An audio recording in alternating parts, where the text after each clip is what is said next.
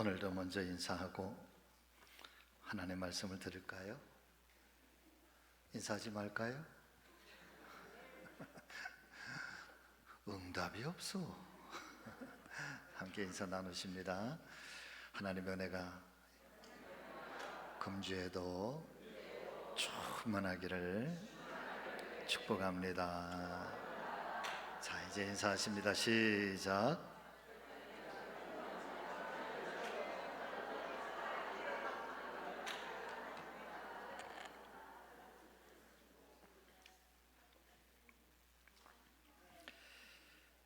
어느덧 6월의 마지막 주일을 우리가 보내게 되고 동시에 새로운 후반기를 시작하게 되는 2023년도 맥주감사절 절기예배를 우리가 다음 주에 영광을 올려드리게 됩니다. 맥주감사절을 한 주일 앞에 두고 욥기 23장의 말씀을 통해서 여러분 같이 하십니다. 감사 사막에 핀 한떨기꽃, 이 말씀의 제목을 함께 오늘 아침에 은혜를 나누려고 합니다. 아무쪼록 성령께서 말씀을 깨닫게 해주시기를 바라고, 말씀 속에서 하나님의 음성을 들으시기를 바라고, 또 말씀을 통해서 또 소망과 또 담대함을 얻을 수 있는 귀한 아침 되시기를 우리 주님 예수 그리스도의 이름으로 축원을 드립니다.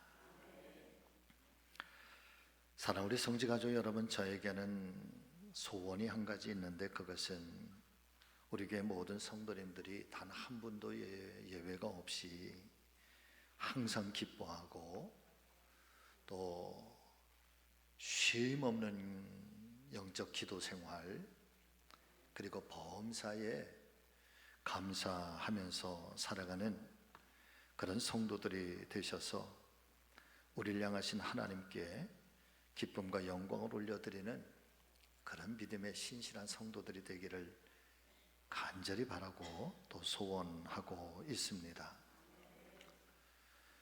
특별히 말씀 속에 범사에 감사하라 하신 말씀처럼 신앙의 꽃이라고 불리워지는 이 감사의 신앙으로 언제나 충만하셔서 일평생 살아가시는 동안에 감사가 늘 차고도 넘치고, 감사 때문에 마음이 늘 행복하고, 또 그 감사함 때문에 늘 넉넉한 그런 성도의 삶을 살아가는 어떤 예수 그리스도의 이름이, 또 예수 그리스도의 향기가 그분의 삶의 모습을 통해서, 그분의 그 입술의 언어를 통해서 여러분 자연스럽게 그렇게 풍겨나는 그런 참된 그리스도인들, 은혜의 그리스도인들이 되기를 다시 한번 예수님의 이름으로 축원을 드립니다.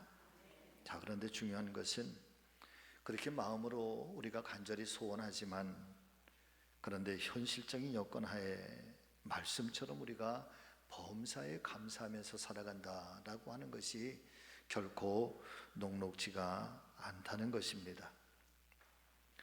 그런 현실적인 상황에도 불구하고 하나님의 말씀인 성경은 변함이 없습니다.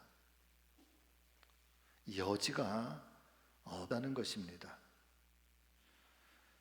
여전히 변함없이 범사에 감사하라, 범사에 감사하라, 범사에 감사하라. 오늘도 교회와 성도들을 향해서 끊임없이 이 말씀을 선포해 주시고 있고, 왜 범사에 감사하라고 하시는지, 그리고 범사에 감사하는 사람들에게 하나님께서 어떻게 그 믿음에 보답을 해주시는지, 그리고 범사에 감사하며 살았던 그 성경 속에 수없이 많은 인물들을 통해서 그 믿음 속에 하나님께서 어떻게 보답하고, 하나님께서 어떻게 역사하고, 하나님께서 어떻게 그 인생을 역전시켜 주시는지에 대해서 성경은 우리에게 낱낱이 증거를 해주시고 있다는 사실이죠.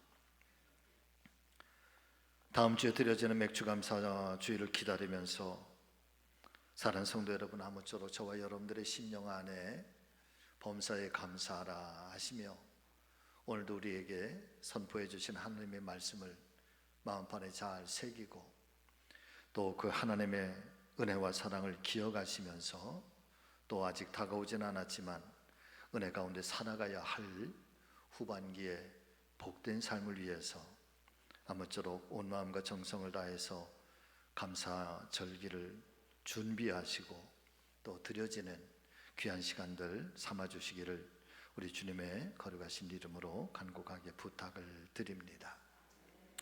첫 번째는 감사는 하나님을 사랑한다, 하나님을 내가 사랑합니다 라고 하는 여러분 우리의 내면에 아주 깊은 진실한 신앙의 고백이 여러분 감사인 것입니다. 더불어 다른 의미로 말씀을 드리면 감사를 우리가 고백한다라고 하는 것은 하나님의 살아계심을 인정하는 것과 같습니다. 시편 136편의 말씀을 보면은 시편 기자는 아주 끊임없이 반복하면서 고백하는 말씀이 있는데 그 말씀은 바로 하나님께 감사하라, 하나님께 감사하라, 하나님께 감사하라. 그래서 이 시편 136편의 말씀을 처음부터 끝까지 쭉 묵상하면서 갈 때마다 피할 수 없이 계속해서 또 들려주고 또 들려주는 고백이 있는데 그것은 하나님께 감사하라, 하나님께 감사하라, 하나님께 감사하라. 왜 하나님께 감사하라고 이 시편 기자는 그렇게 강조하고 있는 것일까? 바로 그 다음에 이어지는 말씀에서 밝혀주고 있는데 이런 말씀이죠. 내 영혼아, 하나님의 선하심과 인자하심이 영원하도다. 하나님께 감사하라. 바꿔서 말씀을 드리면은 하나님의 이 영원토록 변함없으신 선하심, 하나님의 변함없으신 영원하신 자비하심, 그 선하심과 자비하심으로 한 번 택하시고 구원해 주신 저와 여러분들을 어떤 상황, 어떤 환경 중에서라도 하나님은 결코 놓치지 아니하시고 버리지 아니하시며 그 선하심과 인자하심으로 우리를 사랑해 주시고 인도해 주시고 있으니 내 영혼이 그 하나님의 은혜를 기억하면서 감사해야 된다. 여러분 그런 표현인 것입니다. 에베소서 1장 4절과 5절 말씀을 보면은 사도 바울은 우리에게 귀한 신앙을 한 가지 권면해 주시고 있는데 이런 신앙입니다. 곧 창세 전에 그리스도 안에서 우리를 택하사. 할렐루야. 하나님께서 저와 여러분들을 이미 오래전부터 알고 계셨다는 것입니다. 심지어는 창세 전에 이 세상이 창조되어지고 만들어지기 전에 하나님께서 이미 우리를 알고 계셨고 택하셨다. 그리고 우리를 사랑 안에 그 앞에 거룩하고 흠이 없게 하시려고 기쁘신 뜻대로 우리를 예정하사 같이 하십니다. 예수 그리스도로 말미암아 자기의 아들들이 되게 하셨노라. 아멘. 사랑하는 성도 여러분, 이 말씀을 묵상해 보면은 하나님께서는 저와 여러분들이 우연하게 이 땅에 태어난 존재가 아니라고 말씀해 주시고 있습니다. 어쩌다가 우리가 예수님을 믿게 된 것도 아니고 어쩌다가 아무 값 없이 그저 아무런 목적 없이 가치 없이 이 세상에 태어난 것이 아니라 하나님께서 창세전부터 우리를 알고 계셨고 택하셨고 하나님께서 예정하신 섭리와 은혜를 따라서 그 중에 가장 소중한 것이 무엇일까? 하나님 우리를 거룩하게 하시려고, 우리를 흠없게 하시려고, 그리고 거룩하고 흠없는 저와 여러분들을 보시면서 하나님 기쁘심을 얻기 위하여. 사랑하는 성도 여러분, 하나님께서 저와 여러분들을 영광을 위해서 창조하신 것을 믿으실 수 있기를 바랍니다. 그런 믿음의 고백이 있게 되시기를 예수님의 이름으로 축복합니다. 이 말씀은요, 적어도 그리스도인들에게 영적 자부감을 줍니다. 영적인 자존감을 높여드린다는 거죠. 예전에 아이들이 그 생일을 맞이한 친구의 생일 축하를 해줄 때 케이크를 이렇게 준비하고 거기에 촛불을 이렇게 붙이고, 그리고 나서 케이크를 생일 맞은 친구에게 가져다 주면서 노래를 불러주잖아요. Happy birthday to you, happy birthday to you. 그런데 요즘도 그런지 모르겠는데 한때는 아이들이 그 생일 축하 노래를 불러줄 때, 여러분 혹시 알고 계시나요? 잘 모르시죠? 이렇게 부르더라고요. 왜 태어났니? 왜 태어났니? 이 험한 세상에 왜 태어났니? 아니, 생일을 축하하면서 울면서 왜 태어났느냐고. 이 험한 세상에 왜 쓸데없이 태어나서 이 고생을 하느냐고. 여러분, 그런 의미를 가지고 장난스럽게 부른 노래겠지만, 내 사랑하는 성도 여러분들이요, 내가 왜 세상에 태어났는지, 내가 왜 세상 속에 보냄을 받았는지에 대한 내 생명에 대한 가치, 내 삶에 대한 목적, 내 이 영혼에 대한 아주 진정한 가치를 여러분 발견하지 못하면, 자존감이 없으면, 이 존중감이 없으면 여러분 자기 인생의 길이 방황합니다.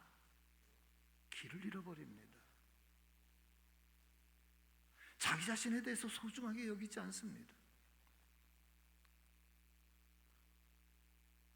그러니까 내 몸속에 마약을 투여하기도 하고, 자기 인생의 곤궁함을, 이 범위를, 이 공허함을 채울 수가 없어서 술로 채우고 엉뚱한 것으로 채우고, 그러면서 자기의 인생을 그렇게 망가지게 만들고.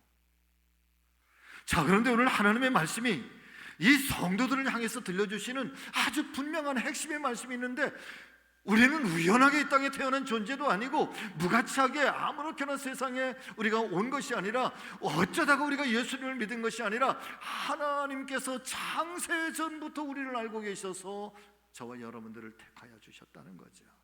그리고 기쁨을 얻기 위해서 오늘도 우리에게 예정하신 하나님의 은혜와 섭리로 우리를 지키시고 인도하시고 보호하시고 우리를 사랑하시고 아껴주신다. 오늘 이 말씀은 바로 그렇게 성도들의 영적 자존감, 우리 인생의 존재감을 여러분 높여드리는 아주 귀한 말씀인 줄로 믿습니다.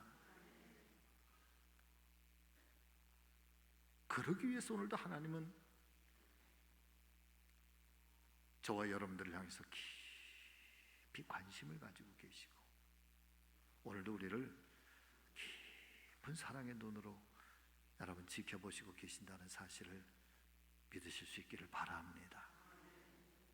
시편 48편 14절의 말씀은 좀 더 확고합니다. 여러분 같이 읽으시죠. 이 하나님은 영원히 우리 하나님이시니 그가 우리를 어느 때까지 죽을 때까지. 하나님, 우리 이 생명을 마치는 그 순간까지도 여러분 하나님의 눈동자는 우리를 떠나지 아니하신다. 우리를 지키시고 우리를 보호하시고 그리고 우리를 깨우치시고, 그래서 때로는 거룩하게 하시려고, 때로는 흠없게 하시면서 기쁘신 뜻대로 우리를 하나님의 자녀들이 되게 하셨다 말씀해 주시고 있는 것입니다.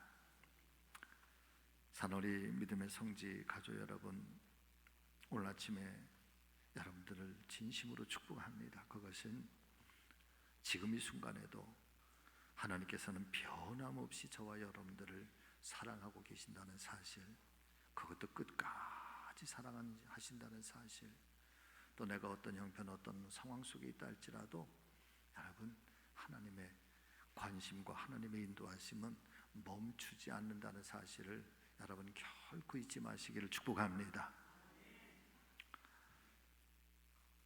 전라남도 여수에 가면 애양원이라고 하는 교회가 있고, 한센병 치료병원과 함께 있는데, 그 애양원에 가면 손양원 목사님 때문에 유명하죠. 손양원 목사님의 그 유품들을 전시해 놓은 그 전시관이 있는데, 그런데 그 가운데 아주 눈길을 끄는 봉투 하나가 유리함 속에 이렇게 잘 보존이 되어 있습니다. 헌금 봉투입니다. 1948년에 여수 순천 사건이 발발했을 때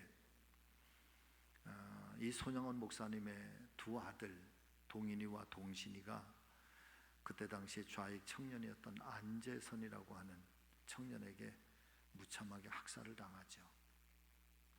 죽창으로 찔리고 나중에 총으로. 생때 같은 두 아들,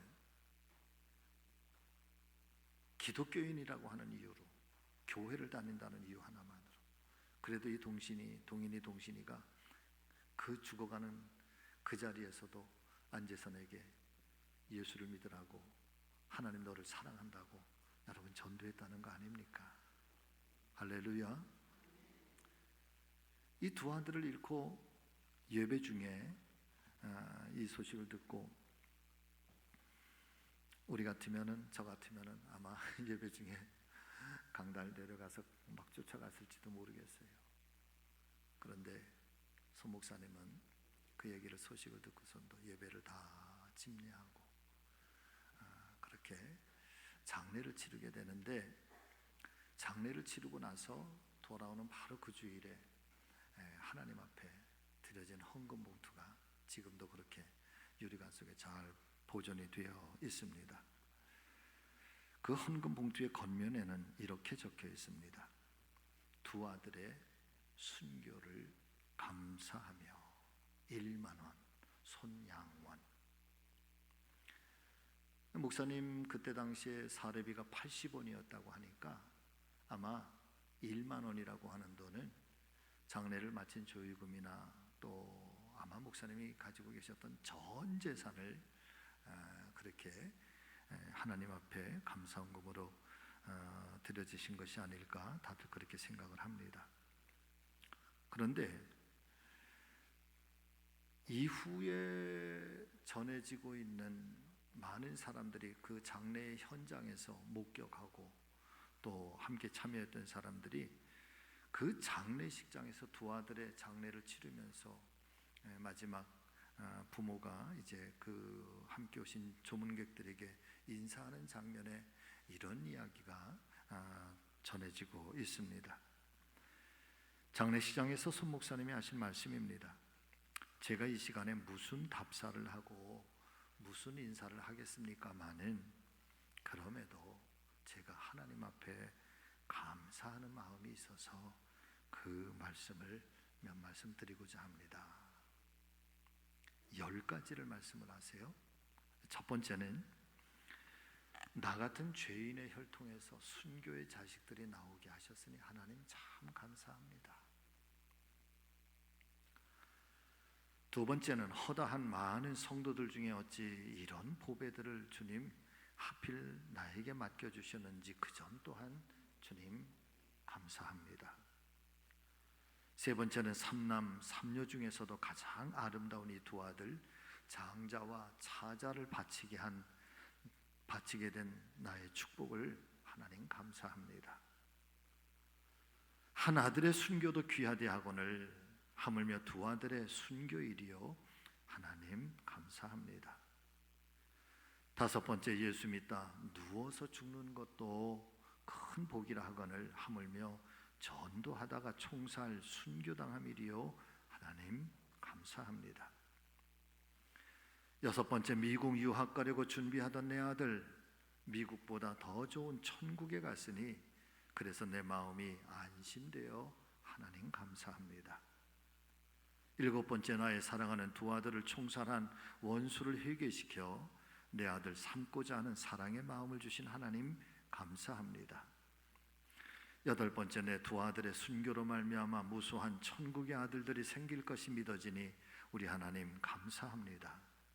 아홉 번째, 이 같은 역경 중에서도 이상 8가지 진리와 하나님 사랑을 찾는 기쁨, 또 여유 있는 믿음 주신 우리 주님 예수 그리스도께 감사합니다. 10번째, 이렇듯 과분한 축복을 누리게 되는 것을 감사합니다. 사랑하는 성도 여러분, 어떠세요?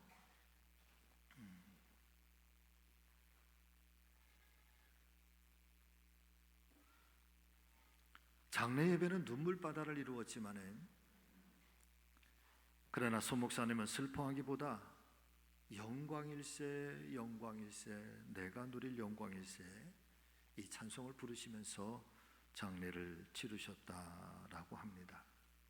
그리고 여순 사건이 다 끝났을 때 사형당할 위기에 처했었던 두 아들을 죽인 안재선 구명운동을 펼치고, 그리고 마침내 구명하고 그 이름을 손재선이라 양아들로 삼고, 그리고 그 안재선의 아들이 아버지의 유훈을 이어받아서 목회자가 되고, 이거 해남 땅끝마을에서 한 10여 년 동안 목회하다 지금은 몇 년 전에 지금 원주 중앙 그리스도교회에서 지금 현재 목회로 섬기고 있다고 합니다.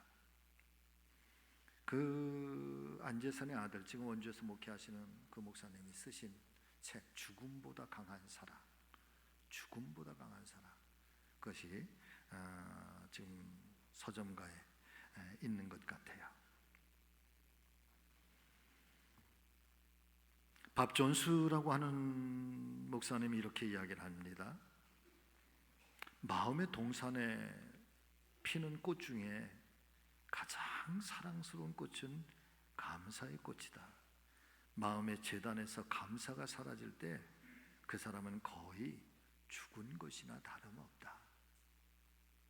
사람의 존재를, 사람의 생명이라고 하는 것을, 여러분, 살아있고 이 생명이 그냥 심장이 뛰고 그 다음에 내가 지금 이 육체가 움직인다고만 해서 그 사람이 살아있다고 표현하는 것이 아니라, 그 사람의 영혼 속에서 하나님을 향해서 이 감사가 살아있지 않으면 살아있으나 죽은 것과 다름이 없다는 거예요. 몸만 살아있다고 해서 사는 것이 아니고, 심장이 뛴다고 해서 살아있는 것이 아니라, 그리스도인의 삶이라고 하는 것은 하나님을 향해서 영광된 존재가 되는 것이고, 하나님을 향해서 사랑의 고백을 하면서 살아가는 것이고, 그 하나님 앞에 내가 당신을 사랑합니다, 당신은 영원한 나의 목자이십니다, 당신은 내 생명의 구주이십니다 라고 고백할 수 있는 이 신앙이 살아있고, 영혼이 그렇게 숨 쉴 때, 그렇게 호흡할 때 그 사람이 살아있는 거지, 그렇지 않으면 거의 어떤 것과 다름없다? 죽은 것과 다름없다. 그러면서 이어지는 말씀에 이런 이야기를 합니다. 오늘날 수많은 범죄들이 일어나고 있는데, 그 범죄의 대부분의 원인은 사람의 마음에 이 감사라고 하는 것이 결핍되어져 있기 때문이다. 그러므로 적어도 그리스도인들은 종종 모든 생각을 멈추고 하나님의 은혜와 축복을 세어보고, 그리고 생각해 보는 것이 대단히 중요한 일이다. 하나님의 축복을 받지 못한 자는 없으며, 하나님의 축복 없이도 살아갈 수 있는 사람은 없다. 그런데 때때로 마귀는 99가지의 받은 축복은 잊어버리게 하고, 한 가지 불만스러운 것만 생각나게 만든다. 그러므로 하나님께나 사람에게나 감사할 줄 모르는 것은 마귀의 괴계에 빠져버리는 흉악한 죄다. 감사할 줄 모르는 것은 사람에 대해서는 비인간적인 것이고, 하나님에 대해서는 불신앙적인 것이다. 그러니까 감사할 줄 모르면 이미 거의 다 죽은 인생이라는 거죠. 더군다나 마귀는 99가지의 감사할 일이 있어도 그거 다 잊어버리게 하고요, 한 가지 불평스러운 거 그거 끊임없이 생각나게 해서 그것 때문에 99가지 행복감을 다 잃어버리게 한다는 거예요. 그러니까 감사할 줄 모르는 것은 마귀의 흉계에 빠지는 것이고, 그것은 심지어 이 밥존서는 뭐라고 얘기를 하면 그건 죄라고 얘기해요. 죄라고. 감사할 줄 모르는 것은 죄라 해.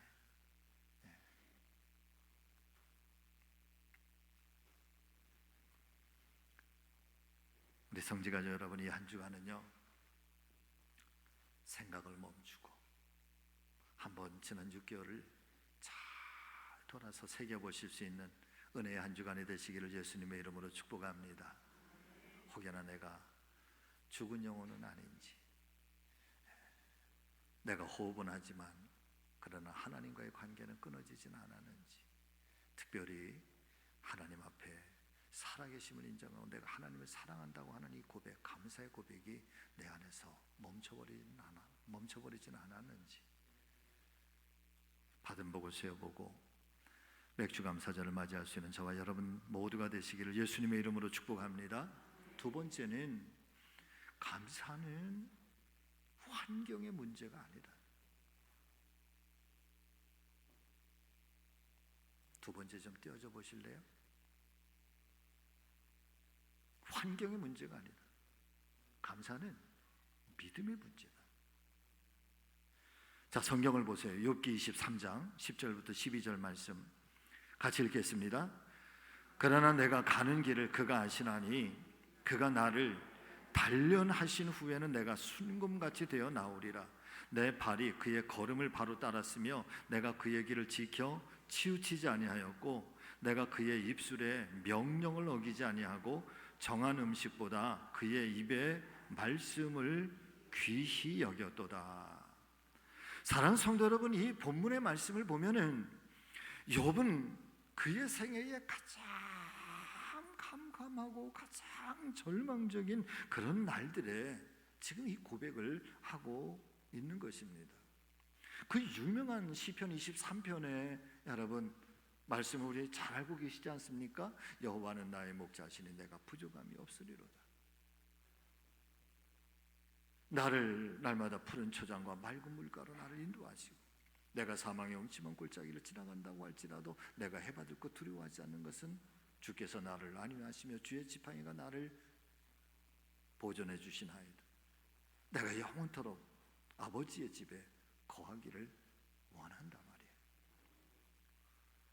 여러분, 이 시편 23편의 고백이 다윗이 왕궁에 있을 때, 영광을 누리고 있을 때, 영화로움이 있을 때 그때 쓴 시가 아니라는 거죠. 생명의 위협을 당하고 사울의 쫓김을 받아서 많은 사람들이 다윗의 목에 상금이 걸려 있어서 누가 다윗을 죽일까 그러면서 여기 피하고 저기 피하고 광야에서, 그래서 그 숲속에서 토굴 속에서 지나게 될 때 내 일을 기약할 수 없을 때 다윗이 그런 이 캄캄한 그런 어둠의 날들 앞에 다윗이 하나님 앞에 기도하기를 여호와는 나의 목자시니 내가 부족함이 없나이다. 이 고백을 그때 하고 있는 거거든요.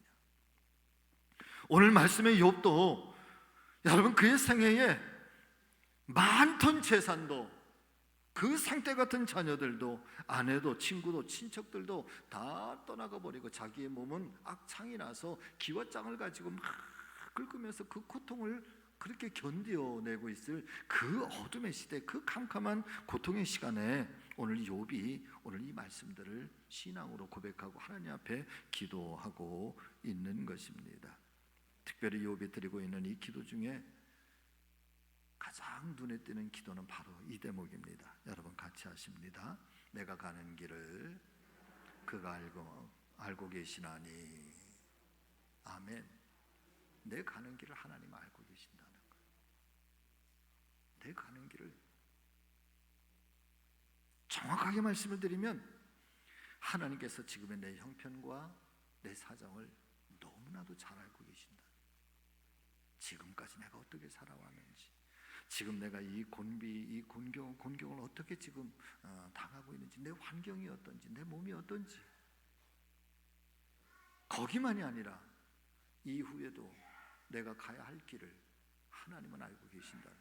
나는 모르지만 하나님은 알고 계신다. 믿으시면 아멘.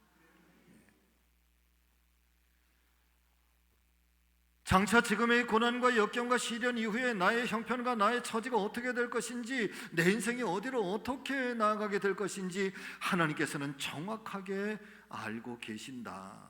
내 가는 길을 그가 아시나니. 말씀을 묵상하면서 욥의 믿음에 깜짝 놀라게 되는 것은 왜 하나님께서 욥을 사단에게까지 자랑하시는지, 왜 이 욥을 동방의 의인이라고 그렇게 성경을 통해서 우리에게 증거를 해주시는지 깨닫게 되는데, 사랑하는 성도 여러분, 그런 극한적인 고통과 어려움 속에서도 욥이 하나님을 향하여 고백하고 있는 이 욥의 믿음을 한번 살펴보시기를 바랍니다. 첫 번째, 이 고난을 이겨내고 나는 반드시 순금같이 되리라. 내가 이 고난 속에 무너지지 않을 거라는 것. 지금의 내 환경이 이렇게 열악하고 모두가 다 나를 떠나가고 내 주변에 아무것도 남은 것이 없는 것처럼 느껴지지만, 그럼에도 불구하고 내가 여기에 지지 않을 거라는 거야. 나는 반드시 이겨내고 마침내는 정금 같은 신앙으로 내가 그렇게 거듭나게 될 것이라는 거죠. 저는 간절히 바라고 원하는 것은, 저도 그렇지만 여러분들께서도 저와 여러분들의 믿음이 여러분 단단해지시기를 예수님의 이름으로 축복합니다. 정금같이 빛나기를 예수님의 이름으로 축복합니다. 환경 속에 무너지지 않게 되시기를 주의 이름으로 축복합니다. 내 처지 앞에 여러분 굴복당하지 않기를 예수님의 이름으로 축복합니다. 왜 그렇습니까? 주님이 계시잖아요. 하나님이 계시잖아요. 죽을 때까지 우리를 인도하시는 하나님이, 졸지도 아니하시고 주무시지도 아니하시는 그 하나님의 그 손길이 우리에게 있잖아요. 다 같이 아멘.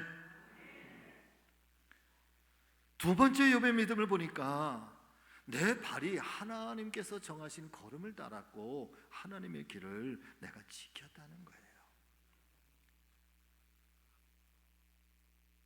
우리에게 어려움이 닥쳐오고 시련이 닥쳐오게 되면 여러분, 많은 사람들이 믿음을 버립니다.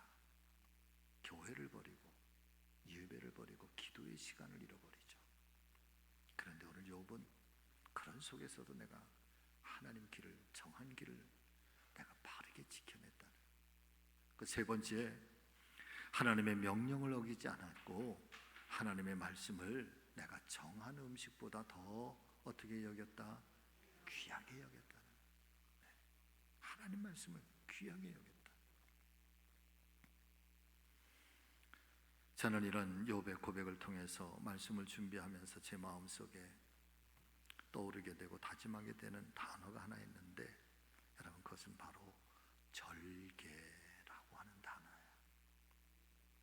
어떤 상황, 어떤 현실 앞에서도 자신의 신의, 신념, 도리를 버리지 않고 굳건하게 지키는 마음, 일편단심, 흔들리지 않아요. 굳은 절개. 여러분, 어찌 보면 신앙은 절개를 요구하는 거죠. 죽음 앞에서도 절개를 요구하는 거고, 거친 짐승 앞에서도 신앙의 절개를 지키는 것이고, 어떤 상황, 어떤 일들 앞에서도 우리의 믿음을 올곧게 지켜나가고 하나님의 말씀을 올곧게 지켜서 살려고 하는 것, 이게 오늘 욥을 통해서 에스더에게서는 내가 죽으면 죽으리다, 이 믿음으로 나타나는 거고, 스데반에게서는 돌에 맞아 죽으면서도 그의 믿음의 눈을 열고 하늘을 바라보며 여러분 부활의 신앙과 천국의 신앙으로 그 현실을 이겨나가는, 이것이 절개인 거지. 여러분, 절개 있는 신앙이 되기를 예수님의 이름으로 축복합니다. 절개 있는 그리스도인들이 되시기를 예수님의 이름으로 축복합니다. 욥기서 10장 11절과 12절의 말씀에 보니까 욥이 이렇게 고백하고 있습니다. 같이 읽어보시죠. 피부와 살을 내게 입히시며 뼈와 힘줄로 나를 엮으시고 생명과 은혜를 내게 주시고 나를 보살피심으로 내 영을 지키셨나이다. 근데 특별히 이 말씀 중에 나를 보살피셔서 내 영을 지키셨다라고 하는데, 영어 성경을 보니까 조금 다른 의미로 이렇게 표현을 해놓고 있어요. 비지테이션이라고 하는 말을 썼어요. 이 비지테이션이 무슨 말인가 하면 방문자, 나를 찾아오시는 분, 이런 뜻이에요. 빅테이터, 비지터, 방문자, 나를 찾아오시는. 프리서버라고 하는 말은 보존하다라고 하는, 나를 지킨다는 아주 강력한 어떤 그 힘으로 나를 이렇게 존재를 높여준다라고 하는 의미를 가지고 있어요. 그러니까 하나님이 끊임없이 내 영혼 속에 찾아오셔서 나를 방문해 주셔서 여러분 내 영혼을 보존시키신다는 거예요. 나를 지켜주신다는 거예요. 여러분, 하나님은 저와 여러분들에게도, 오늘 성령 하나님은 끊임없이 저와 여러분들을 찾아오시고 나를 방문해 주신다는 사실을 여러분 믿으시기를 바랍니다. 때로는 성령의 능력으로 찾아오시기도 하고, 때로는 내가 기도할 때에 통회하고 자복함으로 찾아오기도 하고, 때로는 말씀을 들을 때 그 말씀이 내 가슴을 감동시키기도 하고, 그러면서 하나님, 내가 내 옆에 있다는, 내가 너를 오늘도 내가 너를 지키고 내 영혼을, 여러분 하나님 우리에게 끊임없이 찾아오셔서 우리를 살리신다는 거예요. 그래서 말씀이, 그 하나님의 영이 우리에게 찾아올 때 여러분 우리가 보존되고 일어나고 살아나게 되는 것을 깨닫게 되시기를 예수님의 이름으로 축복합니다. 그 믿음은요, 그래서 환경이 문제가 아니에요. 환경이 좋아도, 아무리 좋아도 여러분 감사할 줄 모르고요, 아무리 열악한 환경이라도 뜨거운 눈물로 하나님 앞에 감사하면서 이 작은 것 그거 주신 하나님, 내 하나님이십니다, 감사합니다 고백하는 믿음의 뜨거운 성도들도 있습니다.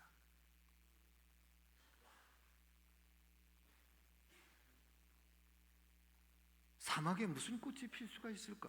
사막에 무슨 생명의 역사가 일어나요? 그런데 감사는 그 아무것도 피어날 수 없는 그 사막에, 그 뜨거운 태양빛 아래도요 한떨기 꽃을 피우는 것처럼, 그래서 신앙은 환경을 넘어서 여러분 아름답게 꽃을 피우는 것이, 그래서 감사를 가리켜서 신앙의 꽃과 같다 그렇게 말하는 거지. 여러분, 감사의 꽃이 우리의 심령 안에 늘 피어나기를 예수님의 이름으로 축복합니다. 말씀을 마치겠습니다. 이런 이야기가 있어요. 같이 해보실까요? 축복은 감사의 문으로 들어오고 불평의 문으로 도망갑니다. 어디로 들어온다? 감사의 문으로 들어오고. 어디로 도망간다? 불평의 문으로 재빨리 도망가. 재빨리. 거기다 하나 더. 축복은 감사의 문으로 왕창 들어오고 불평의 문으로 재빨리 도망가. 여러분, 지난 6개월 동안 열심히 살아오셨습니다. 어려움 중에서도 최선을 다해서 섬기셨고 하나님 앞에 믿음으로 그렇게 살아오신 줄로 믿습니다. 그 믿음의 삶에 하늘의 큰 복이 임하기를 예수님의 이름으로 축복합니다. 불평은 접고 여러분 감사의 신앙 꼭 간직하세요.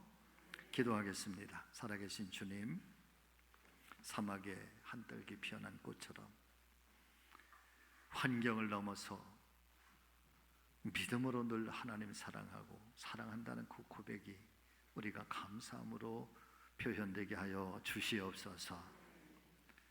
살아계신 하나님, 죽을 때까지 우리를 인도해 주신다고 하셨으니 우리에게 믿음의 눈이 활짝 열려 그 주님에게서 떨어지지 않게 하여 주시고, 오늘도 하나님의 그 사랑의 손길로 나를 붙들고 계심을 오늘도 체험하며 날마다 강하고 담대하게 은혜와 평강 가운데 승리하며 살아가는 주님의 자녀들이 다 되게 하여 주시옵소서. 욥과 같은 형편과 처지라고 할지라도 내가 정금이 되어 나오리라. 정한 음식보다 하나님의 말씀을 귀히 여기리라. 그런 욥에게 하나님 이전보다 더 큰 축복을 내려주시는 것처럼 사랑하는 주의 백성들에게 갑절의 축복으로 역사하여 주시옵소서. 예수님의 이름으로 기도하옵나이다. 아멘.